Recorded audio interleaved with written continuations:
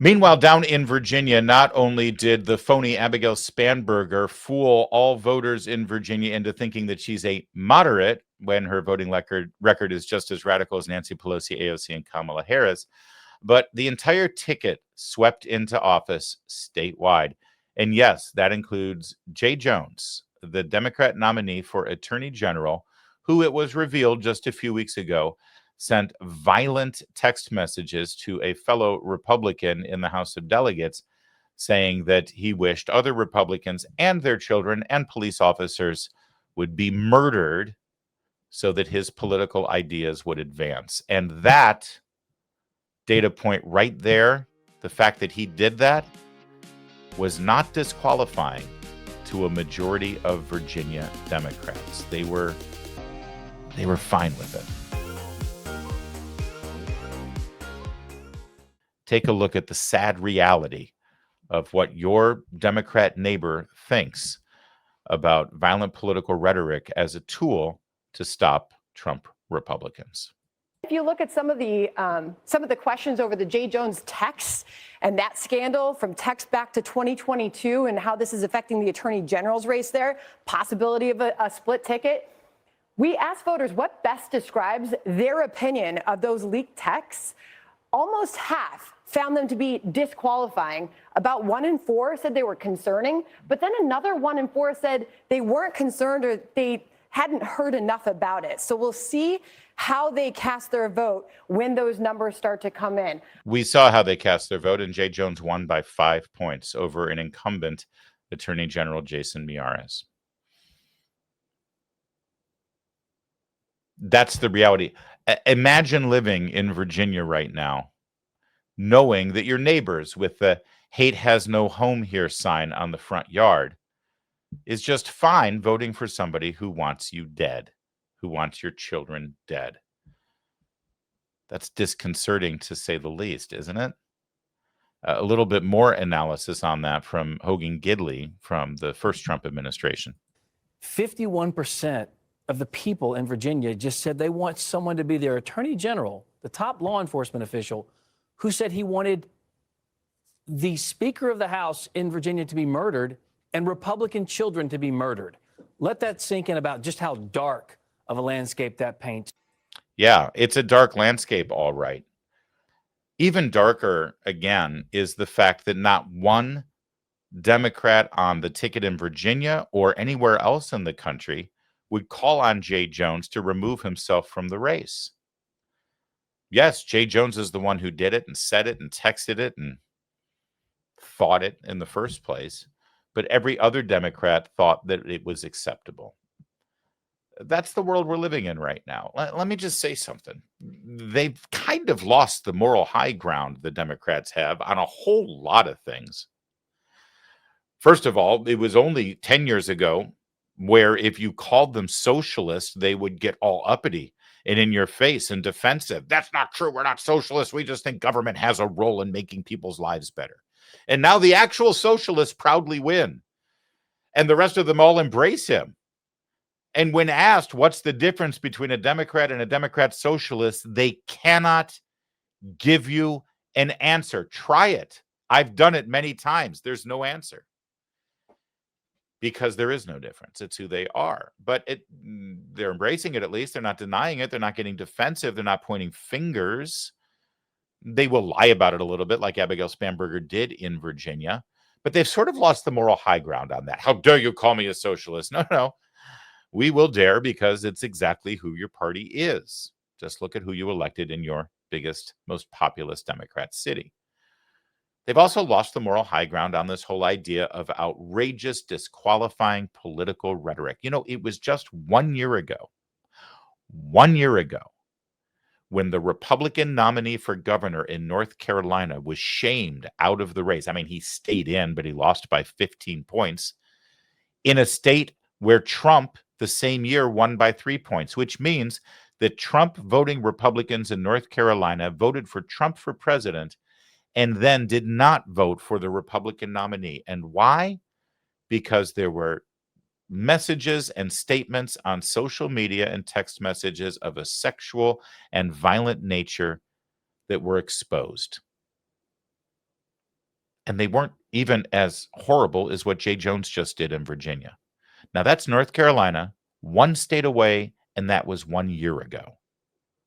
And when that story broke, Democrats and people in the media, well, this is disqualifying. He cannot stay on the ticket. He cannot stay in the race. And yes, there were Republicans who called for him to drop out of the race. But this time around in Virginia, okay, lesson learned. Now we know how to play these things. They've lost the moral high ground there too. One other little bit of moral high ground they like to grasp onto that they've lost, and that has to do with racial politics. You see, Abigail Spanberger in Virginia defeated the woman who would be the first African-American woman governor of Virginia, a black woman, but she made the mistake of being a pro-life Republican. And so for that, Barack Obama came out and campaigned and demanded that black voters in Virginia throw the black lady under the bus and elect the white lady who is just fine with women killing their unborn babies. Forget about just fine with it. She celebrates it. She's an enthusiast of abortion. And at the same time, the NAACP in Virginia, though they did not fully endorse Abigail Spanberger, they invited her to their big glitzy conference and put out pictures on social media with all of their leadership celebrating her. They had her give a speech. They never even invited the black woman. As Rush Limbaugh used to say, it's not the NAACP, it's the NAALCP. The L stands for liberal. So they've kind of lost the moral high ground on that too. There's one other bit of the moral high ground that I'd like to blow up and leave just a crater in the earth in a moment here about the Virginia elections. I'll share that with you in a second, but a little bit more analysis on who voted for Jay Jones, where they came from, the people who are just fine with having this man as the top law enforcement official, the Attorney General of Virginia, knowing what he thought and outwardly expressed about violent repercussions and murder against Republicans and their children. The gender breakdown. Men voted for Miyares 58 to 40% in Virginia, but women 55 to 43 voted for the murder fantasy Democrat. Women are just fine with a man who wants to fantasize about your children being murdered and apparently also want to make sure that he's in place to allow you to murder your children too while they're still in the womb. At least they're letting you know, again, who they are and what their priorities are. That's the one takeaway from today's show across the board. No mystery here about who they are and what they are willing to do to get and hold on to power. Political ideology backing Jones. If you're a moderate in Virginia, you overwhelmingly supported Jay Jones. The moderates, which is another political fallacy that we can just sort of explode now, okay? The moderates are not moderate. People who self-identify as moderate are anything but, like Abigail Spanberger. And conservatives trying to win an election don't need to bend over backwards to try to soften their rhetoric or their policies to appeal to the moderates, because look who the moderates are. One other data point having to do with race. As I just mentioned, white voters supported the black candidate by the tune of 55 to 45%. Voters of color supported the whitest of all white candidates, 75 to 22%, which tells us that the attempts by Republicans to consistently have to please people in the media and leftists who say, you know, your candidates don't reflect the racial makeup of our society is really just bullshit. You don't need to worry about it anymore. Stop trying to appease. Stop trying to say, look at us, everybody. We've got a black woman. And again, she's a great person. Winsome Sears, but her race is secondary, way down the line. It's not why she's a good person, right? I don't know. Maybe somebody one day in the past said that we should judge people by the content of the character, not the color of their skin. I'm sure somebody said that. It rings a bell. When we consistently bend over backwards to try to accommodate the woke mob who demands diversity, look how we're rewarded. The Republican ticket in Virginia was led by a Black woman immigrant. The lieutenant governor was an openly gay man, and the attorney general was a Latino. And the lily white Abigail Spanberger and their Democrat Party rejected all of them. So I've got an idea. How about we nominate the best candidates? And I like Winsome Sears. She's a good person. She's a good woman. She's a great American story. But I'll be honest with you, she's not a great candidate. I've said that before on this show. Oftentimes, it's the case where if you're a really good person, you're not a good politician. That's not a mistake, by the way. It takes a certain kind of person to be a really gifted politician, and they're not always great people. Certain exceptions. So what lesson have we learned here? Well, we can learn a lesson by listening to how they talk to each other about each other and when they express the lessons that they learned. Just this morning, Sonny Hostin, looking at this sweep and adding to the mix Gavin Newsom's gambit to play dirty with their fake, false gerrymandering to stick it to Donald Trump. And Sonny Hostin looked at all of that, and she came up with a really good lesson for Democrats, one that we should pay attention to. Takeaway for me that I don't think enough people are talking about is what happened in California with Prop 50. Yeah, we're coming to that. Yeah, That that for me was a huge takeaway, because that is the roadmap for how Democrats become the opposition party. You meet energy with energy. When they go low, you go lower. I am sorry, but that is where we are now. We need that opposition, and I think we saw that last night. Okay, instructive in a couple levels. First of all, I don't think she meant to concede or admit or acknowledge that what Gavin Newsom did in California was lower than low, which it was.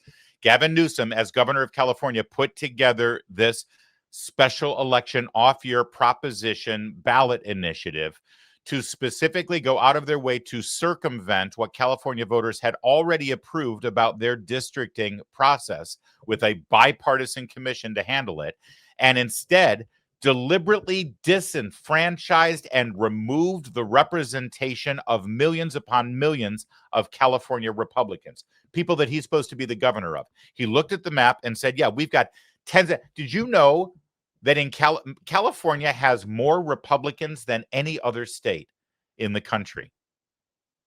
That's right. They have more Republicans living in the state of California than any other state can boast. They're still in the minority because of the giant population in that state, but they're there and they deserve to be represented. And Gavin Newsom, their governor, looked at them and said, they're pawns, and let's sacrifice them for my bigger game board here because I want to be president. And so he bent over backwards, spent tens of millions of dollars, probably over $100 million of tax dollars for the ballot initiative itself, plus all the money that was raised, so that he could deliberately remove the appropriate party representation from those people in the House of Representatives and put in place his own hand-selected person. And we're the authoritarians. We're the fascists. We're the oligarchs. And at least Sonny Hostin admits that it was lower than low. But her lesson, the lesson of Democrats last night, is that when they go low, we go lower. Which, by the way, is pretty much always been their strategy. But they're saying it out loud. And I appreciate that. That's who they are, and that's who we oppose, and that's who we have to get that much better at defeating the next time we have a chance. It's a rough day, the day after an election like that. It's not easy to put together what our message is going to be for you, analyzing what happened. And you know that I try to make you feel a little upbeat. I want you to approach every single day in our society through the lens of politics or pop culture or whatever it is we're talking about with some kind of hope and some kind of upside. And it was hard, but I got one for you. I can't leave you with Sonny Hostin. You're still with me, and I love you for it. So I got one for you. I got one success story last night. I've got one thing that is a real glimmer of hope that could be something that we build on. Let's keep it in Virginia for a second. Here's somebody you didn't hear anything about. There were no national cable TV panel discussions. There were no TV appearances by her. There was nothing in any way on this program or other podcasts that ever probably mentioned her name. But she was running in Virginia. Loudoun County, heard of it? The most affluent county in America, and it's the Northern Virginia county that has been ground zero for the cultural, educational, and political wars of the last 10 years. And this woman, Amy Riccardi, ran for school board. Now, Amy Riccardi ran for school board in the deep blue Sterling district of Loudoun County. That borders Fairfax County. This is the heart of the craziness of Northern Virginia. This is an area that went overwhelmingly for Abigail Spanberger, Gisela Hashmi, the lieutenant governor, and Jay Jones, the attorney general. She ran for school board there, promising to put an end to the gender mania in the schools, to get back to basics on education and the fundamentals of reading and writing, to get rid of the hypersexualized health curriculum in their public schools, and to get back to safety and security for the students. She ran against the woke mob that's been running that school board for years now. And she won. She won. And maybe I'm weird. Maybe I'm corny. Maybe I'm desperately trying to find something positive last night. But to tell you the truth, at the end of the day, for most Americans, if they don't live in New York City, whoever the mayor of New York really doesn't matter. And if you live in New Jersey, if you don't live in New Jersey, then clearly whoever the governor of New Jersey does, it's not going to affect your life. And I'll be so bold as to say, if you live in Virginia, if you live in Loudoun County, whoever happens to be the governor in Richmond, it may affect you with your car taxes and your registration fees and some other issues. But ultimately, I think Abigail Spanberger has such giant political ambitions that she's going to actually try not to be too radical because she wants to be on the national ticket in 2028. No, what's really going to affect you, what we've learned during the pandemic and during the critical race theory curriculum and the woke LGBT men and women's locker rooms and men and women's sports. And don't forget, in Loudoun County, those LGBTQ non-gender assigned locker room, bathroom provisions that school board had in place resulted in the sexual assault of a teenage girl.